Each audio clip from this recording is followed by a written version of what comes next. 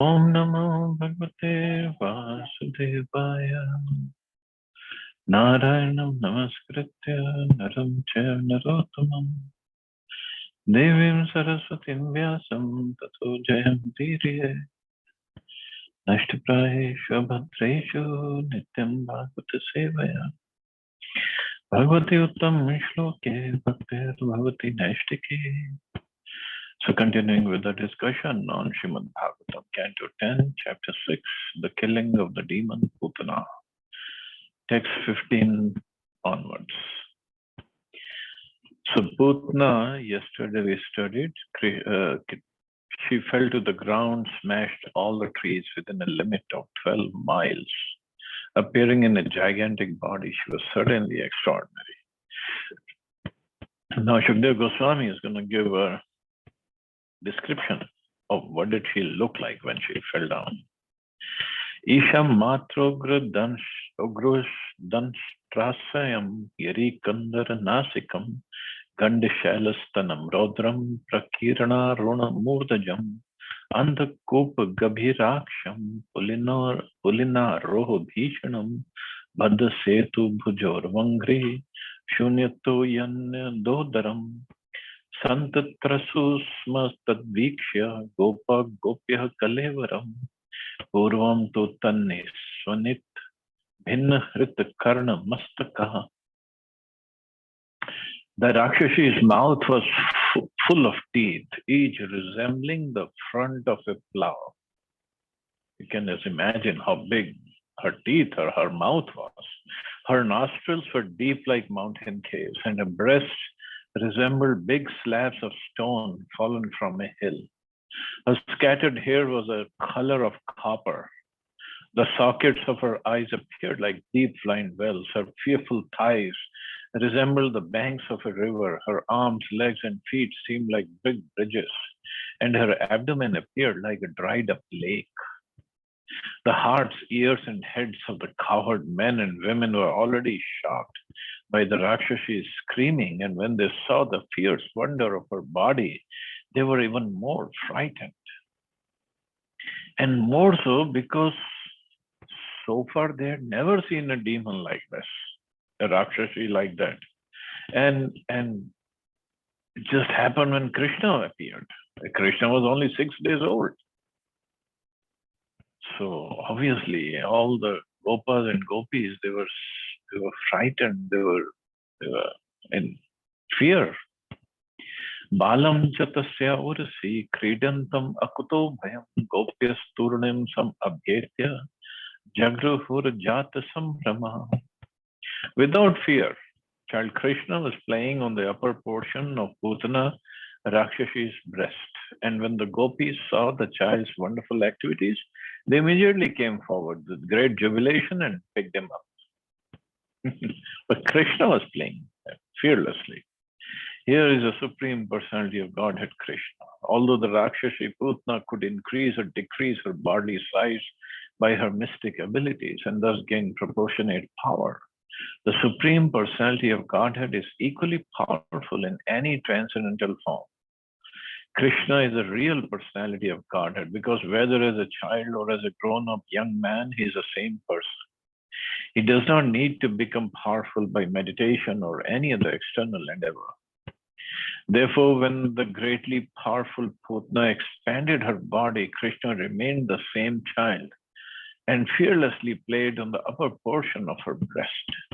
Shada Aishwarya Purnam Bhagwan, the Supreme Personality of Godhead, is always full in all potencies, regardless of whether he is present in this form or that form. His potencies are always full. Parasya Shaktir Vividheva Shruyate. He can display all potencies under any circumstance. So that is Krishna. Gopas and gopis, they were afraid.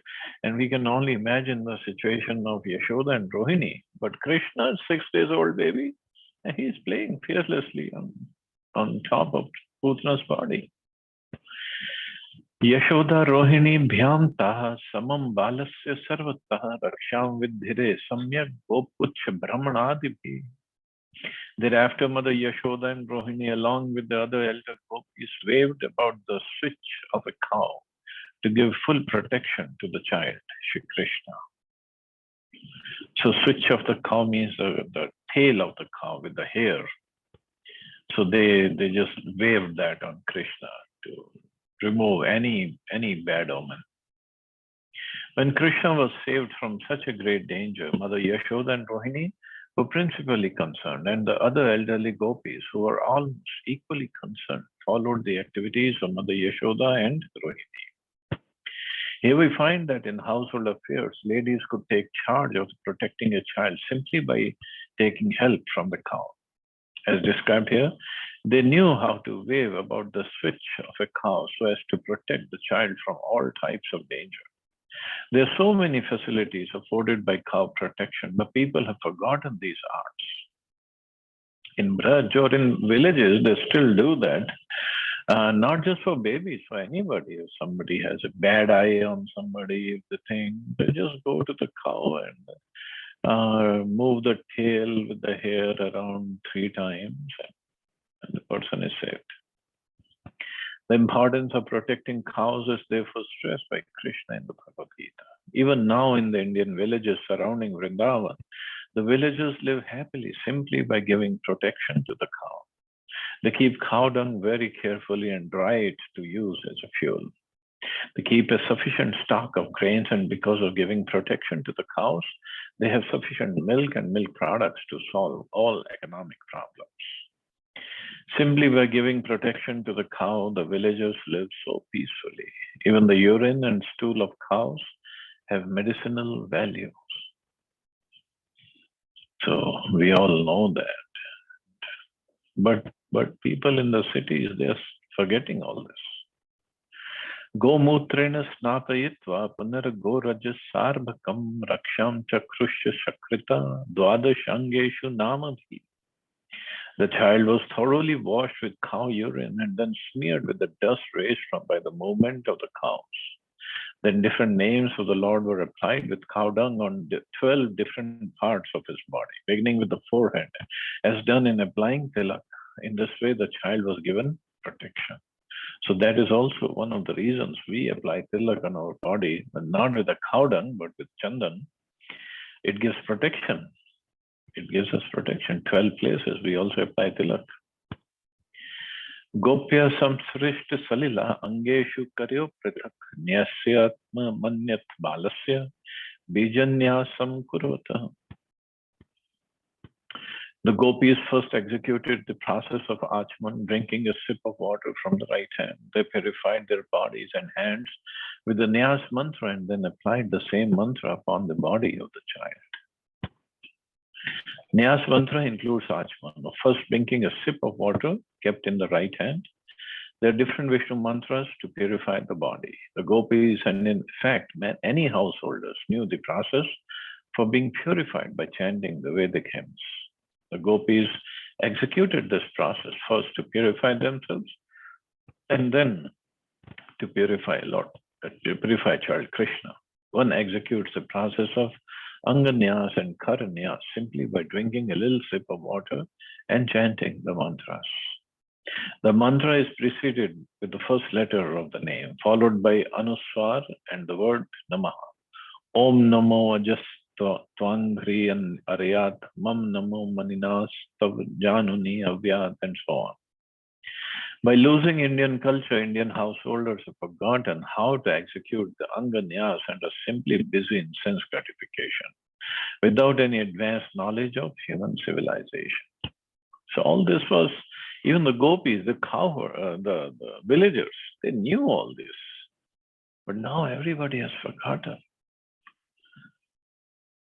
We just feel ashamed of chanting all the Sanskrit mantras.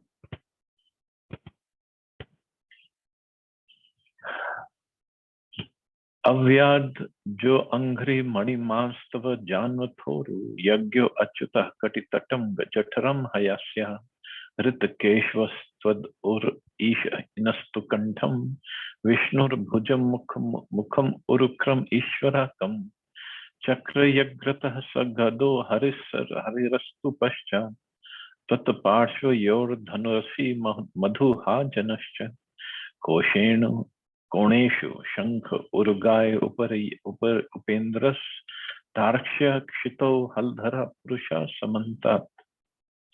Shukdev Goswami informed Maharaj Parikshit that the gopis, following the proper system, protected Krishna, their child, with this mantra. May Aja protect your legs, may Maniman protect your knees, Yagya your thighs, Achyuta the upper part of your waist, and Hayagriva your abdomen. May Kesha protect your heart, Isha your chest, the sun guard your neck, Vishnu your arms, Urukram your face, and Ishvara your head. May Chakri protect you from the front, may Shri Hari Gadadhari, the carrier of the club, protect you from the back, and may the carrier of the bow, who is known as the enemy of Madhu, and Lord Arjun, the carrier of the sword, protect your two sides. May Lord Urugai, the carrier of the conch shell, protect you from all corners. May Upendra protect you from above. May Garuda protect you on the ground. And may Lord Haladhar, the Supreme Person, protect you on all sides. Even in the houses of the cultivators who are not very advanced in the modern ways of civilization, the ladies used to know how to chant mantras to give protection to children with the help of cow dung and cow urine. This was a simple and practical way to give the greatest protection from the greatest dangers. People should know how to do this, for this is a part of Vedic civilization. And now what do? We just go to the doctor, get some antiseptics, and get some injections and this and that, and we think that will protect us. Indriyani Rishikesha Pranan Narayano Avatu Shvetadvipapate Chittam Mano Yogeshvaro Avatu. May Rishikesh protect your senses and Narayan your life here. May the master of Shvetadvip protect the core of your heart, and may Lord Yogeshwara protect your mind. Prishni Garbhastu Te Buddhim Atmanam Bhagwan Para Kridantam Patu Govinda Shayanam Patu Madhava Brajantam Avyad Vaikuntha Asinam Tvam Shriyapati Gunjanam Yagya Bhukpatu Sarva Greha Bhayankara. May Lord Prishni Garbha protect your intelligence and the Supreme Personality of God at your soul. While you're playing, may Govinda protect you, and while you're sleeping, may Madhav protect you. May Lord Vaikuntha protect you while you're walking. And may Lord Narayan, the husband of the goddess of fortune, protect you while you're sitting. Similarly, may Lord Yagyabhuk, the fearful enemy of all evil planets, always protect you while you enjoy life. Dakinyu yatu dhanyascha kushmanda yarpak graha bhuta preta pishasha cha yaksha raksho vinayakaha. Kotra Revati Jeshta Putna Matrika Daya Unmada Yahiya Prasmara Dehe Pranendriya Yadruha Swapna Drishta Mahotapata Vriddha Balagrihashtiye Sarve Nashyantu Te Vishnur Nama Grihana Bhiravaha. The evil witches known as Dakinis, Yatudhanis, and Kushamandas are the greatest enemies of children, and the evil spirits like Bhuta, Preta, Pishacha, Yaksha, Rakshas, and Vinayakas, as well as witches like Kotra, Revati, Jeshtha, Putana, and the Matrikas are always ready to give trouble to the body, the life air, and the senses, causing loss of memory, madness, and bad dreams. Like the most experienced evil stars, they all create great disturbances, especially for children. But one can vanquish them simply by uttering Lord Vishnu's name. For when Lord Vishnu's name resounds, all of them become afraid and go away. So this is a real protection. As stated in Brahma Samhita, Advaitam Achyuttamanadam Anantarupa. I worship the Supreme Personality of Godhead Govinda, who is the original person, non-dual, infallible, and without beginning. Although he expands into unlimited forms, he is still the original, and although he is the oldest person, he always appears as a fresh youth. Such eternal, blissful, and all-knowing forms of the Lord cannot be understood by the academic wisdom of the Vedas, but they always manifest to pure, unalloyed devotees. While decorating the body with tilak, we give protection to the body by chanting 12 names of Vishnu. Although Govinda or Lord Vishnu is one, he has different names and forms with which to act differently. But if one cannot remember all the names at one time, one may simply chant Lord Vishnu, Lord Vishnu, Lord Vishnu, or Shri Vishnu, Shri Vishnu, Shri Vishnu, and always think of Lord Vishnu. Vishnu Aradhanam Param. This is the highest form of worship. If one remembers Vishnu always, even though one is disturbed by many bad elements, one can be protected without a doubt. The Ayurveda Shastra recommends Aushadhi Chintayet Vishnu. Even while taking medicine, one should remember Vishnu because the medicine is not all in all, and Lord Vishnu is a real protector. Material world is full of dangers. Therefore, one must become a Vaishnava and think of Vishnu constantly. This is made easier by the chanting of the Hare Krishna Mahamantra. Therefore, Sri Chaitanya Mahaprabhu has recommended Kirtanya Sada Hari. So by chanting Hare Krishna, even when we have to take the medicine, to chant holy names of Vishnu, so the medicine can have proper effect. Shri Shukvacha iti pranaya baddhabhya gopi bhi kritarakshanam payetva stanam mata sanya veshed atmajam. Srila Shukdev Goswami continued, all the gopis headed by Mother Yashoda were bound by maternal affection. After they thus chanted mantras to protect the child, Mother Yashoda gave the child the nipple of her breast to suck and then got him to lie down on his bed. When a baby drinks milk from the breast of his mother, this is a good sign of health. So the elder gopis were not satisfied with chanting mantras to give protection to Krishna. They also tested whether their child's health was in order.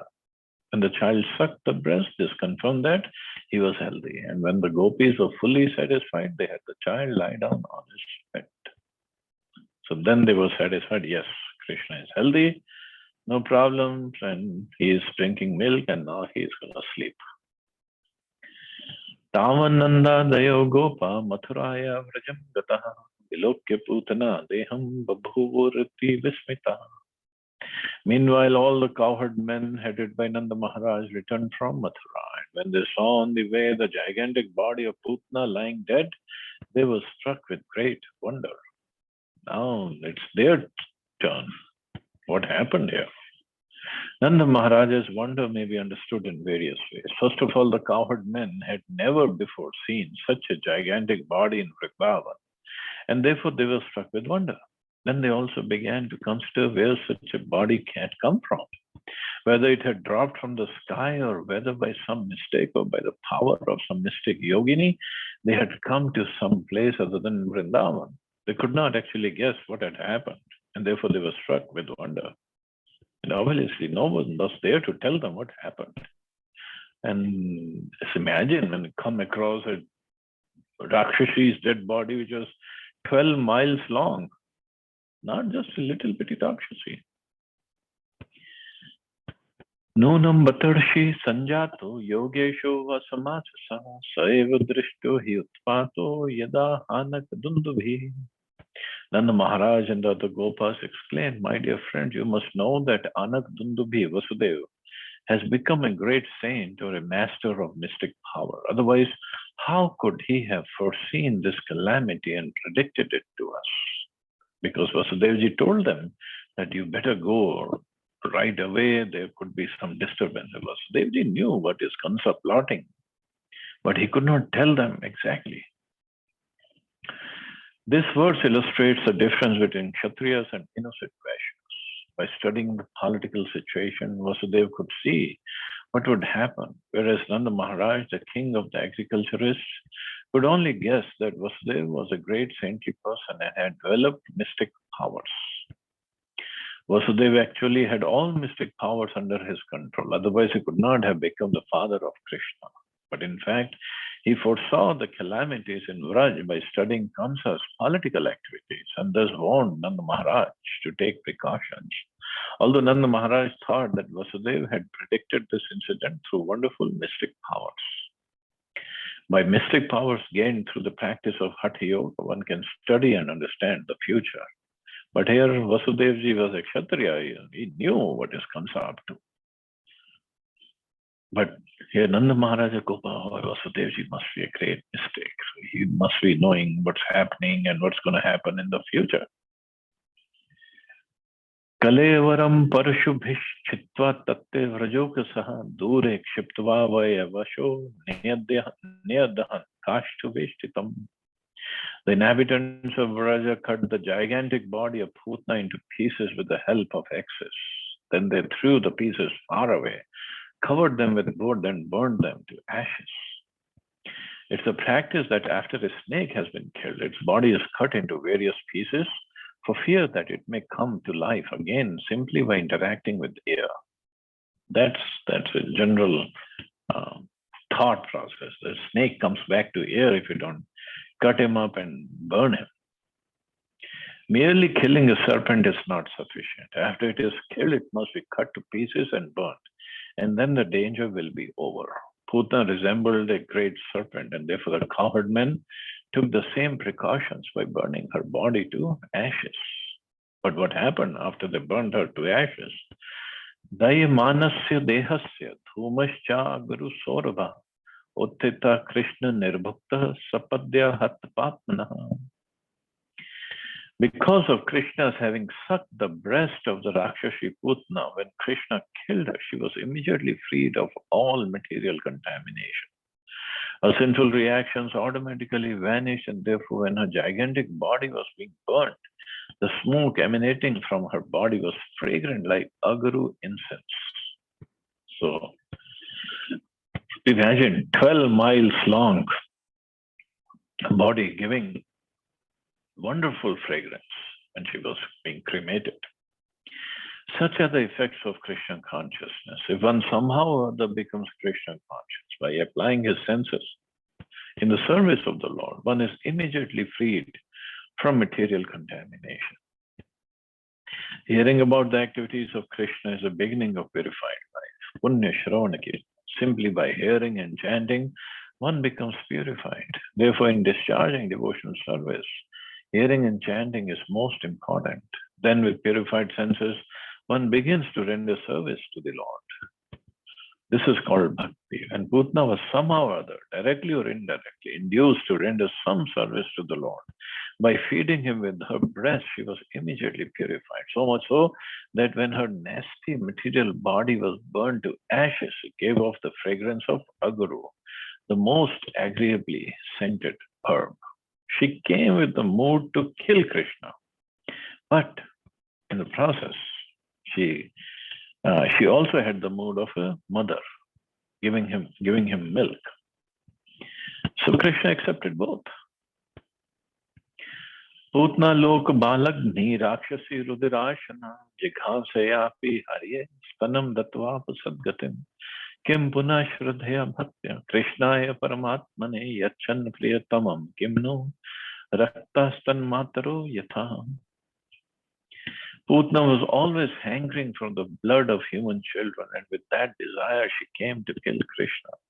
But because she offered her breast to the Lord, she attained the greatest achievement. What then is to be said of those who had natural devotion and affection for Krishna as mothers and who offered him their breast to suck, or offered something very dear as a mother offers something to a child? Putna had no affection for Krishna, rather she was envious and wanted to kill him. Nonetheless, because with or without knowledge she offered her breast, she attained the highest achievement in life. But the offerings of devotees attracted to Krishna in parental love are always sincere. A mother likes to offer something to a child with affection and love.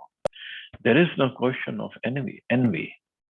So here we can make a comparative study. If Putna could attain such an exalted position in spiritual life by neglectfully, enviously making an offering to Krishna, what is to be said of Mother Yashoda and the other gopis who served Krishna with such great affection and love, offering everything for Krishna's satisfaction? The gopis automatically achieved the highest perfection. Therefore, Sri Chaitanya Mahaprabhu recommended the affection of the gopis, either in maternal affection or in conjugal love, as the highest perfection of life. So even Putna, if she can get, she got the position of a nurse in Golok Vrindavan as an assistant of Mother Yashoda.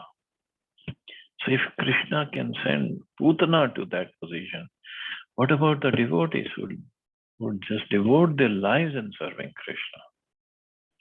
What will they get? Cannot even understand.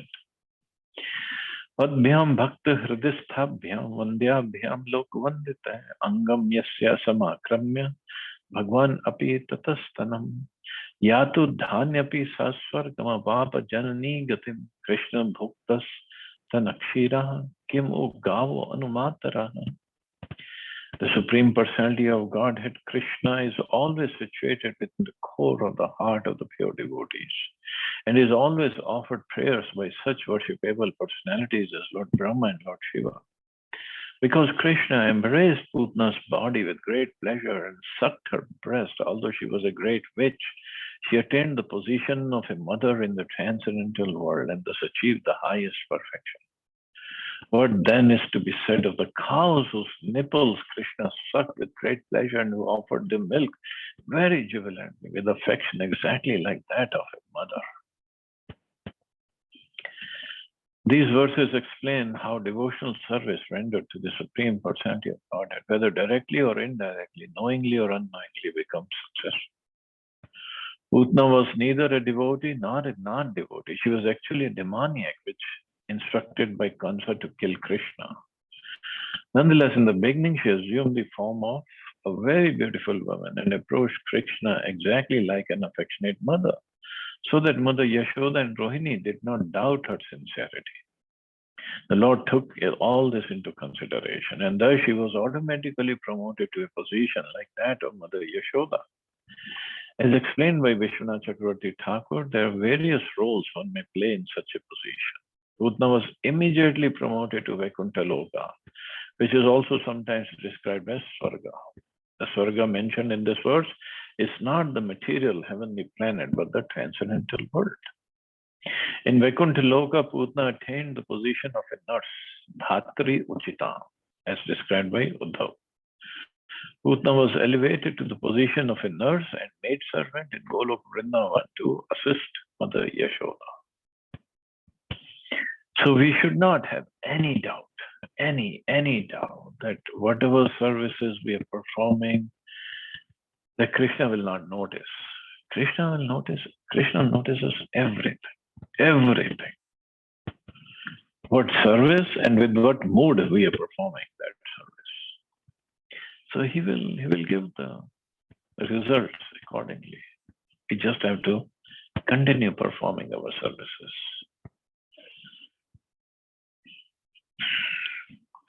Well, there are only few verses left, but some purport is there, so I don't want to. Maybe we'll take it up tomorrow. So I guess we can stop here. See anybody has any questions or comments?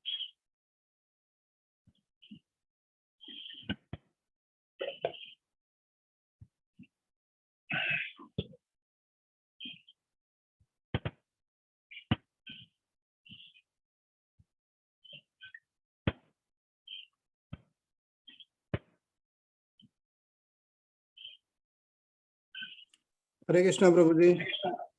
Hare Krishna.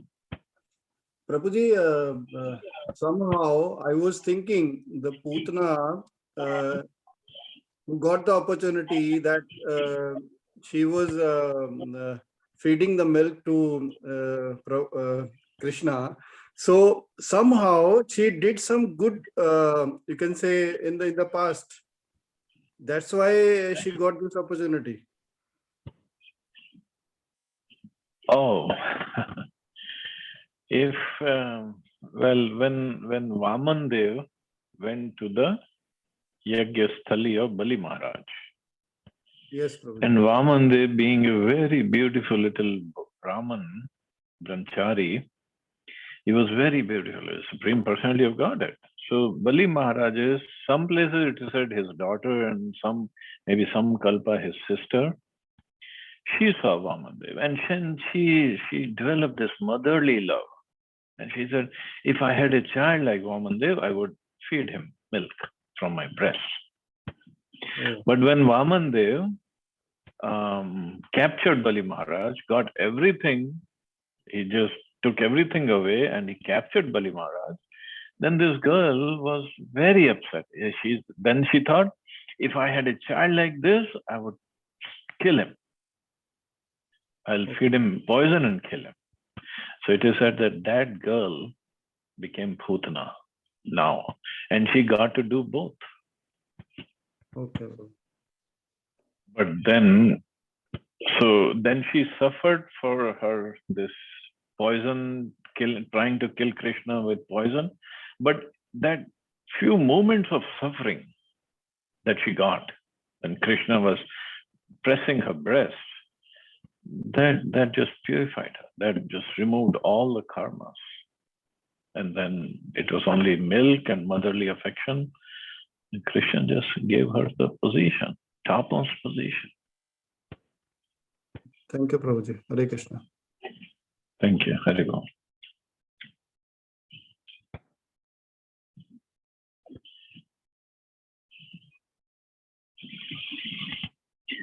Okay, so I guess we can stop here. You all have a safe and wonderful day. Hare Krishna. Jai Shri Prabhupada.